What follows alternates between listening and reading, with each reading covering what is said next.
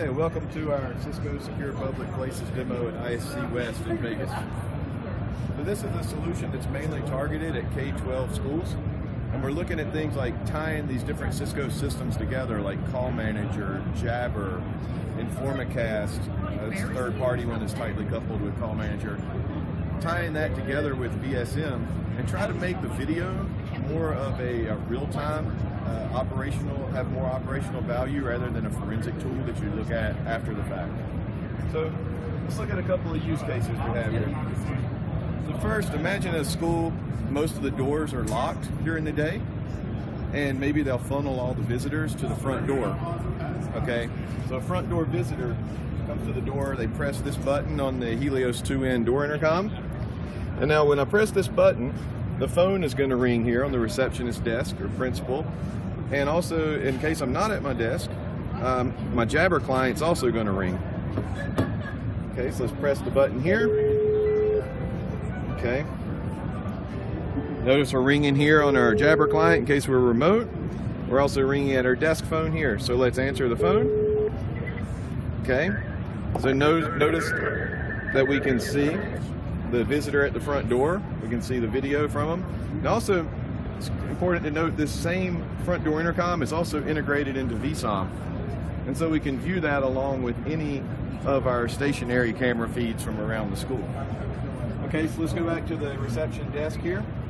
All right, I see my visitor at the front door. I recognize them. I know what they're there for, to pick up their kid or whatever it might be. So now I want to unlock the door. So I come over here to the receptionist phone. This extension module, there's a button that says unlock door. I press that. Okay, front door command sent, and now you hear the beeping, the tone here. That signifies, you know, the person, the door is unlocked, they can enter the door. Okay, now another scenario that might play out is I recognize that person as somebody that should not be at the school. It's somebody who's got a restraining order or whatever it might be. So what I might want to do in that case is press this deny entry button. When I press the deny entry button, it's going to notify all the security officials at the school that there's a denial of entry event at the front door. In addition, it's going to push the front door video feed to the screen. Okay, so I'm going to do deny entry. Alert, denial of entry at front door. Okay, so I get a denial of entry on my IP speaker up here. You're scrolling through. So basically we're notifying the security officials in all number of ways. We're also notifying them on their Jabber client, right, wherever they are in the school. We're notifying that there's a potential incident, and we've also pushed the front door video camera to the SASD wall. Okay.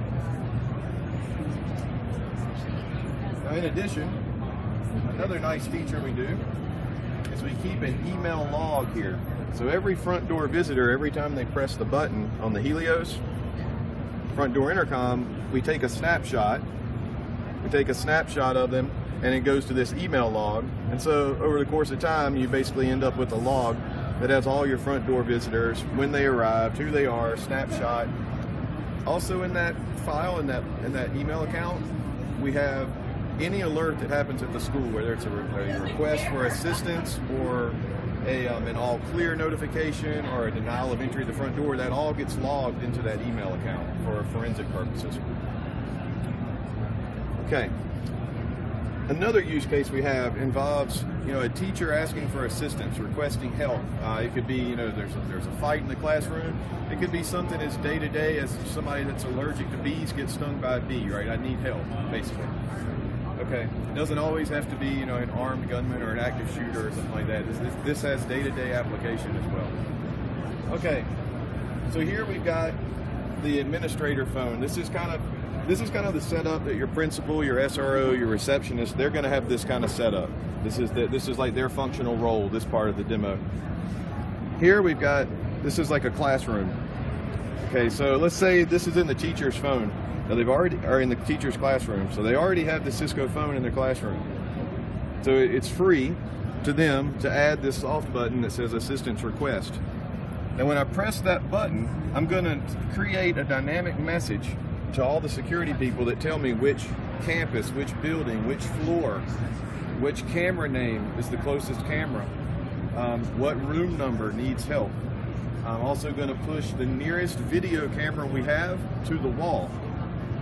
So the idea now is that video goes from being a forensic tool that you only look at after an incident has happened. You know, it could be half a day later and you go back to see what happened. It goes from that to being a more real-time operational usefulness. Because now I can see, as I get the notifications that there's a potential event or somebody needs help, I can see on my Jabber client, I can see on my phone, I see, oh, somebody needs help. Now let me look up at this wall. And immediately I see the real-time video feed from the nearest camera and a loop. And so I can see if there are 2 people, or there are 3 people. Is it just 2 kids fighting? Is somebody armed? In which case, I now know in real time that I need to make a phone call to 911 before I ever run out of the room to go investigate the potential incident. So now again, the video has more real-time relevance versus forensic relevance. Okay, so let's give it a try here. I'm a teacher, I need some help. I'm going to press the assistance request button. Alert. Assistance notification available. Alert. Assistance notification available. Alert. Assistance. Okay, notice that the closest video feed popped to the wall, or SASD wall, so we're seeing a loop on this side, and we're seeing a real-time view here. Now, also, I got that same notification on my Jabber client, and notice the part that says, you know, assistance requested in room 401, call back 4000. So now I can press that 4000 and I can make a call, and now I'm connected, check, check, 1, 2, with the nearest intercom to that event. There's a couple of ways somebody might use that. They may try to do a silent listen in the actual room where the event happened. Another way you could use it is you could program in maybe the classroom across the hall, in which case you say, hey, you know, Miss Smith pressed her panic button, can you please walk across the hall and check and see if everything's okay. So a number of different ways that can play out. Okay? So now let's say I accidentally pressed the panic button, I really didn't mean to, and I want to retract that notification. Okay, so also on the phone, we have this retract request. Okay, now we don't want to make it too easy for you to retract it, so you're going to be prompted for a login that all the teachers will have to know, just have it memorized. So we do retract. Enter login now. So it said enter login now, so in the demo it's 1, 2, 3, 4, pound. Alert. Assistance notification available. Alert. Assistance notification available. Alert. Assistance. Okay, so now we see that the assistance request for that particular room was canceled. Okay, another way you might see the panic button or the alert button notification. Let's say we're in a location where there is no phone. There's no phone. We're in a hallway or somewhere like that. So sometimes you'll see a button like this.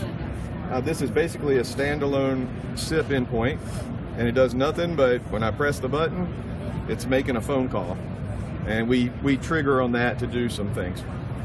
Okay, so I press that. Alert. Assistance notification available. Alert. Assistance notification available. Alert. Assistance. Okay, so you can see the video, the nearest video popped to the wall here, so we can see what's going on. We also got, you know, notifications on all our security people through Jabber.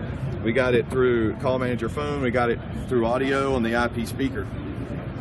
Okay, so one last use case.